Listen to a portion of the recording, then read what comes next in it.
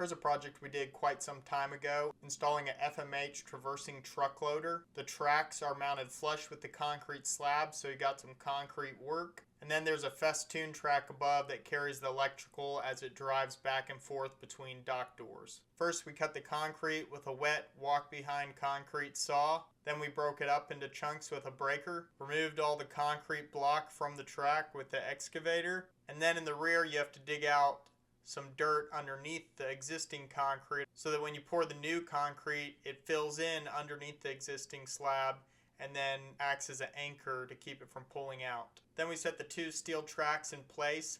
The truck loader is only going to be pushing down on the front track, so it's just shaped like an I-beam so the concrete can fill in around it. And then the track in the rear has a unique design, so you have a bar that rides in the track connected to the truck loader with some thread rod. If I remember correctly, both the front and rear track came in two 20-foot sections. So once you set them in the track, you weld the two together, and then they're held flush with the existing slab because FMH welds on some angle iron. After getting them placed perfectly, we placed a wedge anchor in each end. This was my first time doing anything with concrete, so I had to call up several different contractors and learn a little bit. And then after calculating how many cubic feet of concrete we needed, we added a percentage on to make sure we didn't run out. So we had the concrete truck and a pump truck arrive at the same time so that we could pump everything into those trenches. We used a vibrator to get out any air bubbles. After the concrete's dry, you can cut off all your angle iron brackets. It takes quite a bit of grinding because they put on some heavy duty welds. I messed up here and didn't realize concrete would shrink down like a 1/4 inch.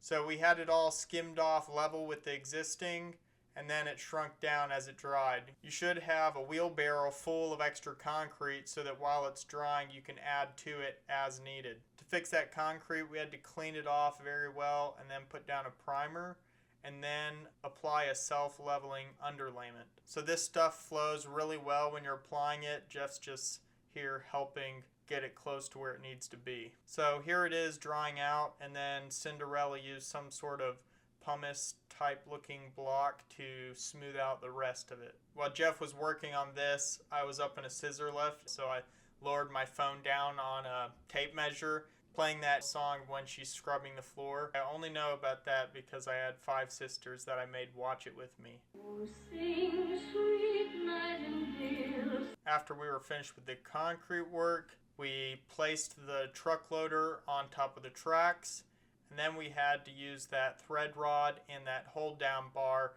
It's a little tricky to get underneath there and thread it on and put your jam nut. And like I mentioned earlier, as the truck loader extends all the way out, at some point it starts to tip and it lifts up, and then that bar comes into contact with that track.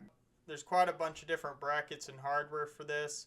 Usually you can figure out what something is based off the quantity and the shape of whatever it matches, whatever that means. Here are a bunch of brackets that hold the festoon track. I think it's supported by those like every 5 feet or so.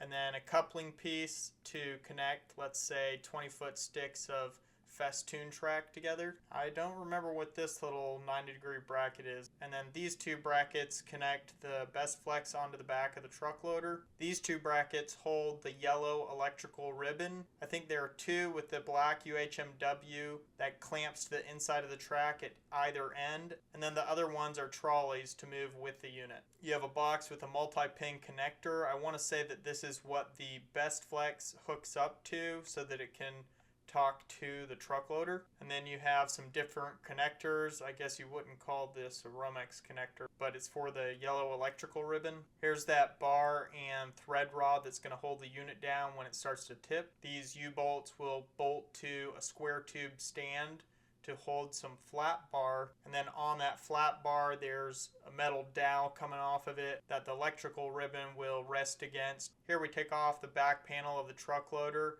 and then mount these brackets, and then the best flex hooks attached to the shoulder bolts. I think the drawings for the festoon track show support every 5 feet. I believe we were short on strut or something, so we ran a horizontal piece right above the festoon track and then connected every 5 feet with a little short piece of 6-inch thread rod. And then every 10 feet we attach that horizontal strut up to the ceiling, and then we braced with strut in 2 different directions. Before you extend the truck loader, go inside the little service door at the front of the unit and cut these steel shipping straps. Otherwise, when you extend it, it'll make a noise when it's stopped by those straps and you'll look like an idiot. I sure did. Here we got Perry helping us extend it out the door. Hey Perry, how's it going? If you're trying to drive it to a different door and you're having problems, take this cover off. Your clutch might be slipping. This one was shipped pretty loose, so we had to tighten up this nut here. You don't want it too tight. If it hits something, you want it to stop at some point. And here we're able to drive it back and forth between the dock doors. It is really nice that those tracks are flush with the slab, so you're not tripping over it like the Stuart Glapat ones.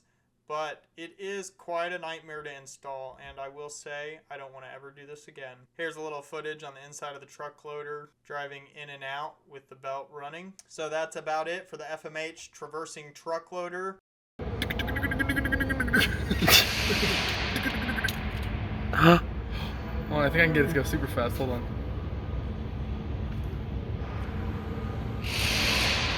Oh my goodness. Oh, that's gonna kill someone.